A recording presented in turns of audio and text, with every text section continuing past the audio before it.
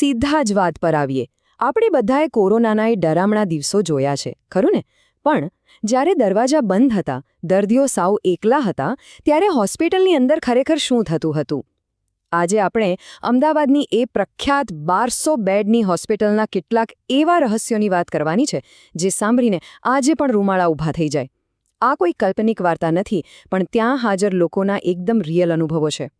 તો ચાલો, આ બંધ દરવાજા પાછળની દુનિયામાં જરા ડોક્યું કરીએ અને આ વણ ઉકેલ્યા રહસ્યોને સમજીએ. મેં એકદમ ક્લિયર જોયું. મારી સામેની ખાલી પથારી પર એક સ્ત્રી સફેદ કપડામાં બેસીને રડી રહી હતી, પણ જેવી નર્સ અંદર આવીને એ આકૃતિ હવામાં જ ગાયબ થઈ ગઈ. જરા વિચારો, કોરોનામાંથી માંડ સાજા થઈ રહેલા એક 55 વર્ષના દર્દીના આ શબ્દો છે. રાતનો સમય હોય, એકદમ ડરામણી શાંતિ હોય, અને અચાનક તમારી આંખો સામે આવું કંઈક થાય. અને હા, આ માત્ર એક જ દર્દીની વાત નથી.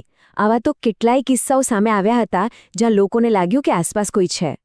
આઇસોલેશન વોર્ડનું એ ટેન્શન, એ ડર, આ એક જ વાક્યમાં આપણને બરાબર સમજાઈ જાય છે. આ બધું સમજવા માટે આપણે 2020 અને 21ના એ સમયમાં પાછા જવું પડશે. અમદાવાદની અસારવા સિવિલ કેમ્પસની આ અત્યાધુનિક 1200 બેડની હોસ્પિટલ, પશ્ચિમ ભારતની બેસ્ટ સુવિધાઓ ધરાવતી જગ્યા. પણ એ 2 વર્ષ દરમિયાન આ બિલ્ડિંગ માત્ર એક હોસ્પિટલ નહોતી રહી. એ એક એવી જગ્યા બની ગઈ હતી જેણે ભયાનક પીડા અને આઘાતને સાવ મૂંગા મોઢે જોયો હતો. બહાર આખી દુનિયા થંભી ગઈ હતી, અને આ કાચની દિવાલોની અંદર એક અલગ જ, સાવ અદૃશ્ય યુદ્ધ ચાલી રહ્યું હતું. તો ચાલો, આપણા પહેલા ભાગ તરફ આગળ વધીએ. કોરોનાના એક કાળા દિવસો, એકલતા અને અદૃશ્ય સાથીઓ. એ વખતે દર્દીઓની અંદરની સ્થિતિ કેવી હતી તે જોઈએ. 1200 સાંભળવામાં માત્ર એક આંકડો લાગે, રાઈટ? પણ આ એની વિશાળ ક્ષમતા બતાવે છે. હવે જરા કલ્પના કરો, આટલી મોટી, આધુનિક અને દર્દીઓથી ભરેલી હોસ્પિટલ હોવા છતાં અંદર રહેલા દરેક વ્યક્તિ માટે આ જગ્યા એકદમ એકાંતવાસ જેવી જ હતી. એક તરફ લેટેસ્ટ મેડિકલ મશીનો અને બીજી તરફ પોતાના જ પરિવારથી દૂર હોવાની એ ભયાનક પીડા. આ જે કોન્ટ્રાસ્ટ હતો ને, એ જ આખી પરિસ્થિતિને વધુ ગંભીર અને બિહામણી બનાવતો હતો. એ આઇસોલેશન વોર્ડની અંદરનું વાતાવરણ ખરેખર કેવું હશે? આખી રાત બસે ઝાંખી લાઇટો અને પેલો સતત કાનમાં વાગતો વેન્ટિલેટરનો બીપ બીપ અવાજ. ડોક્ટરો અને નર્સો આખી પીપીઈ કિટમાં પેક હોય, એટલે એમનો ચહેરો પણ ન દેખાય. જાણે કોઈ રોબોટ્સ આજુબાજુ ફરી રહ્યા હોય એવું જ લાગે. આવા સાવ અજાણ્યા અને ડરામણા વાતાવરણમાં દર્દીઓના મનમાં ડર અને જાતના ભ્રમ ઊભા થવા સાવ નોર્મલ વાત હતી. તો હવે સવાલ એ થાય કે આ અદૃશ્ય હાજરી પાછળનું સાયન્ટિફિક કારણ શું હોઈ શકે? મેડિકલ સાયન્સ પાસે આનો એક બહુ ક્લિયર જવાબ છે: હોસ્પિટલ સાયકોસિસ. જુઓ, જ્યારે કોઈ માણસ લાંબા સમય સુધી એકદમ ડરમાં, તણાવમાં અને સાવ એકલો રહે ને, ત્યારે એનું મગજ આવા ભ્રમ ઊભા કરી શકે છે. ઘણા દર્દીઓએ એવું કીધું હતું કે રાત્રે ગભરામણ થાય છે, જાણે કોઈ એમનો શ્વાસ રૂંધી રહ્યું હોય. વિજ્ઞાન કહે છે કે આ માત્ર માનસિક થાક અને પ્રેશરનું પરિણામ છે. પણ જ્યારે 10 અલગ અલગ દર્દીઓ, જે એકબીજાને ઓળખતા પણ નથી, એ એક સરખી જ વાત કરે, ત્યારે સાયન્સના આ જવાબ સામે પણ એક મોટો પ્રશ્નાર્થ ચિહ્ન જરૂર ઊભો થાય છે. હવે આપણે બીજા ભાગ પર આવીએ: ખાલી વોર્ડમાં પડઘાતા અવાજો અને અદૃશ્ય હાજરી. દર્દીઓની અંદરના ડરથી થોડા બહાર આવીએ અને હોસ્પિટલના બાહ્ય વાતાવરણ પર નજર કરીએ. જુઓ, વાત ખાલી દર્દીઓ પૂરતી સીમિત નહોતી. ત્યાંના સિક્યોરિટી ગાર્ડ્સ અને નાઇટ શિફ્ટના સ્ટાફે પણ કેટલીક એવી ઘટનાઓ નોંધી હતી જે ખરેખર હોશ ઉડાવી દે. ખાસ કરીને 3જા અને 5મા માળે. વિચારો, રાતનો સમય છે, વોર્ડ સાવ બંધ છે, અંદર કોઈ જ દર્દી નથી, છતાં એ ખાલી કોરિડોરમાં કોઈના દોડવાના પગલાંનો અવાજ આવે. બંધ વોર્ડની અંદરથી સ્ત્રીઓ અને બાળકોના ધીમા ધીમા રડવાના અવાજ આવે. અને જ્યારે ગાર્ડ ટોર્ચ લઈને અંદર જાય તો સાવ નીરવ શાંતિ, કોઈ જ નહીં, એકદમ સન્નાટો. આ સાંભળીને રૂંવાડા ઊભા થઈ જાય એવું છે. ત્યાંના જ એક સિક્યોરિટી ગાર્ડનો આ અનુભવ સાંભળો. એણે કીધું, લિફ્ટ પોતાની મેળે જ 5મા માળે ગઈ, દરવાજા ખુલ્યા, પણ ત્યાં કોઈ જ નહોતું. આખો ફ્લોર સાવ ખાલી હતો. હવે તમે જ કહો, શું આ માત્ર કોઈ મશીનની ખામી હશે કે પછી ખરેખર કોઈ અદૃશ્ય શક્તિ ત્યાં હતી? સીસીટીવીમાં કદાચ આ બધું સામાન્ય લાગે, પણ જે માણસ ત્યાં રાતના અંધારામાં એકલો ઊભો હોય ને, એના માટે આનાથી વધારે ડરાવણું બીજું કંઈ ન હોઈ શકે. આગળ વધીએ આપણા ત્રીજા ભાગ તરફ: થાકેલો મેડિકલ સ્ટાફ અને એમની સહનશીલતાની હદ. જે લોકો રાત દિવસ એક કરીને જીવ બચાવી રહ્યા હતા, એમની માનસિક સ્થિતિ સમજવી પણ એટલી જ જરૂરી છે.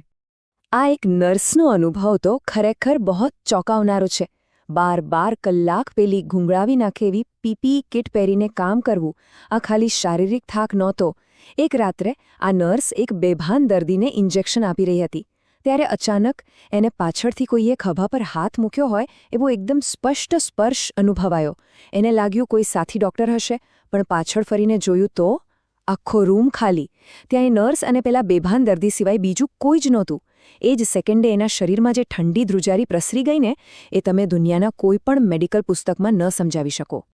અને સૌથી આશ્ચર્યની વાત એ છે કે આ બધી ઘટનાઓમાં એક ચોક્કસ પેટર્ન હતી. સ્ટાફે વારંવાર એક વસ્તુ નોંધી હતી. અમુક ખાસ વોર્ડમાં જ્યારે પણ કોઈ દર્દીનું ડેથ થવાનું હોય ને, એના થોડા સમય પહેલાં જ આખો માહોલ બદલાઈ જતો. પહેલું સ્ટેપ, રૂમનું વાતાવરણ અચાનક એકદમ ભારે અને ગૂંગળામણભર્યું થઈ જાય. બીજું સ્ટેપ, રૂમનું ટેમ્પરેચર અચાનક જ ઘટી જાય, એકદમ ઠંડક થઈ જાય. અને ત્રીજું, સૌથી ડરામણું સ્ટેપ, બરાબર એ જ વખતે હોસ્પિટલની બહાર રખડતા કૂતરાઓ એક સાથે રડવાનું શરૂ કરી દે. આ બધું એકસાથે થવું, આ માત્ર કોઈ સંજોગ તો ન જ હોઈ શકે ને? તો ચાલો આપણા ચોથા અને સૌથી મહત્વના ભાગ પર આવીએ. વિજ્ઞાન વિરુદ્ધ બાકી રહેલી ઊર્જા, જવાબોની શોધ. આ બધી ઘટનાઓ પાછળનું સાચું કારણ શું હોઈ શકે? અહીં પેરાનોર્મલ એક્સપર્ટ્સ એક બહુ જ રસપ્રદ થિયરી આપે છે, રેઝિડ્યુઅલ એનર્જી, એટલે કે બાકી રહી ગયેલી ઊર્જા. એમનું એવું માનવું છે કે જ્યારે કોઈ જગ્યાએ એકસાથે ઘણા બધા લોકો અત્યંત ભય, પીડા અને સાવ લાચારીમાં જીવ ગુમાવે છે, ત્યારે એમની એ તીવ્ર લાગણીઓ ત્યાં જ કાયમ માટે છપાઈ જાય છે, એક ઊર્જા બનીને. કોરોના કાળમાં હજારો લોકોએ પોતાના અંતિમ શ્વાસ લીધા, અને એ પણ પોતાના પરિવારથી દૂર, એકલા, એકદમ ડરમાં. એક્સપર્ટ્સ કહે છે કે આ જ અસહ્ય પીડા અને અચાનક થયેલા મૃત્યુએ કદાચ હોસ્પિટલના વાતાવરણમાં પોતાની એક કાયમી નેગેટિવ ઊર્જા છોડી દીધી છે. તો હવે આપણી સામે બે સાવ અલગ દૃષ્ટિકોણ છે. એક બાજુ છે આપણું મેડિકલ સાયન્સ અને વાસ્તવિકતા, સ્ટાફનો એ અત્યંત માનસિક થાક, ટ્રોમા અને હોસ્પિટલ સાઇકોસિસ. આ બધું ભેગું થાય એટલે મગજ ભ્રમ પેદા કરે એ સાવ સ્વાભાવિક છે. પણ બીજી બાજુ છે પેરાનોર્મલ થિયરી અને એવા લોકોના અનુભવો જેમણે આ બધું નજરે જોયું છે. અચાનક રૂમ ઠંડો પડી જવો, લિફ્ટનું આપમેળે ચાલવું કે પછી ખભા પર એ અદૃશ્ય સ્પર્શ. આને આપણે માત્ર માનસિક ભ્રમ કહીને તો ઇગ્નોર ન જ કરી શકીએ. બંને બાજુની દલીલો પોતાની જગ્યાએ એકદમ સ્ટ્રોંગ છે. આજે પરિસ્થિતિ ઘણી બદલાઈ ગઈ છે. આ 1200 બેડની હોસ્પિટલ ફરીથી નોર્મલ થઈ ગઈ છે અને રોજ કેટલાય લોકોને નવું જીવન આપી રહી છે. અહીંના ડોક્ટર્સ ખરેખર ચમત્કાર કરી રહ્યા છે.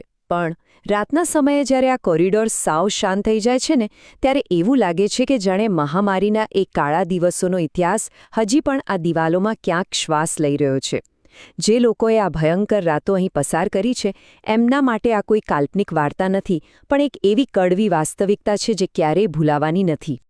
તો છેલ્લે એક સવાલ જે ખરેખર આપણને વિચારતા કરી દે છે. આ બધી અસામાન્ય ઘટનાઓ, એ બંધ રૂમમાંથી આવતા રડવાના અવાજો, એ અદૃશ્ય સ્પર્શ, શું આ બધું ખરેખર થાકેલા મનનો ભ્રામ જ હતો કે પછી એ અસંખ્ય લોકોની પીડા, એમની એકલતા અને એમના દર્દના એવા પડઘા છે જે આજે પણ એ હોસ્પિટલની હવામાં ક્યાંક ગુંજી રહ્યા છે? વિજ્ઞાન અને પેરાનોર્મલ વચ્ચેની આ ચર્ચા કદાચ ક્યારેય પૂરી ન થાય, પણ એક વાત ચોક્કસ છે, આ ઘટનાઓ આપણને એ સમયની ભયાનક માનવીય પીડાનો અહેસાસ જરૂર કરાવે છે. આજના આ વિશ્લેષણમાં જોડાવા બદલ તમારો ખૂબ ખૂબ આભાર. હવે કદાચ જ્યારે પણ તમે કોઈ હોસ્પિટલના ખાલી કોરિડોરમાંથી પસાર થશો ને, ત્યારે આ સવાલ તમારા મનમાં ચોક્કસ એકવાર તો આવશે.